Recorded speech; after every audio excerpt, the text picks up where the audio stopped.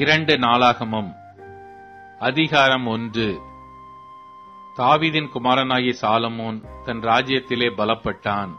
அவனுடைய தேவனாகிய கர்த்தர் அவனுடனே இருந்து அவனை மிகவும் பெரியவனாக்கினார்.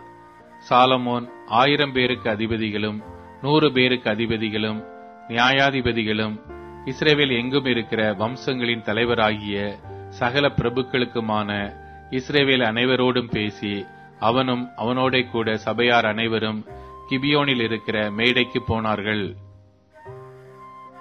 தாவீது தேவனுடைய பெட்டிக்கு எருசலேமிலே கூடாரம் போட்டு ஆயத்தம் பண்ணின ஸ்தலத்திற்கு கீரியாத் யாரீமிலிருந்து அதை கொண்டு வந்தான்.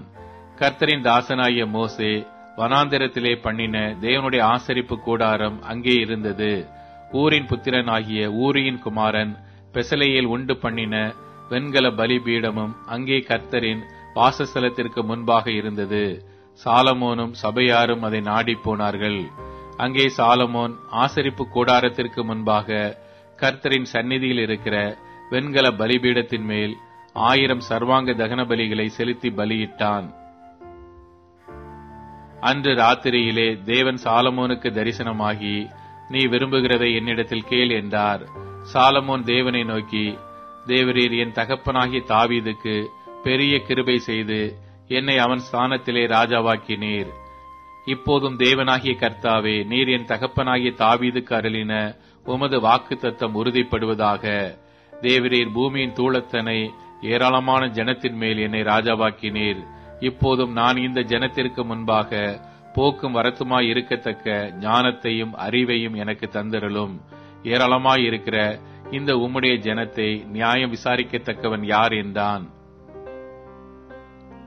அப்பொழுது தேவன் சாலமோனை நோக்கி, இந்த விருப்பம் உன் இருதயத்தில் இருந்தபடியாலும் நீ ஐஸ்வர்யத்தையும் சம்பத்தையும் கனத்தையும் உன் பகைஞரின் பிராணனையும் நீடித்த ஆயுசையும் கேளாமல் நான் உன்னை அரசாள பண்ணின என் ஜனத்தை நியாயம் விசாரிக்கத்தக்க ஞானத்தையும் விவேகத்தையும் நீ கேட்டபடியினாலும், ஞானமும் விவேகமும் தந்திருக்கிறதும் அல்லாமல் உனக்கு முன் இருந்த ராஜாக்களுக்காகிலும் உனக்கு பின் இருந்த ராஜாக்களுக்காகிலும் இல்லாத ஐஸ்வர்யத்தையும் சம்பத்தையும் கனத்தையும் உனக்கு தருவேன் என்றார்.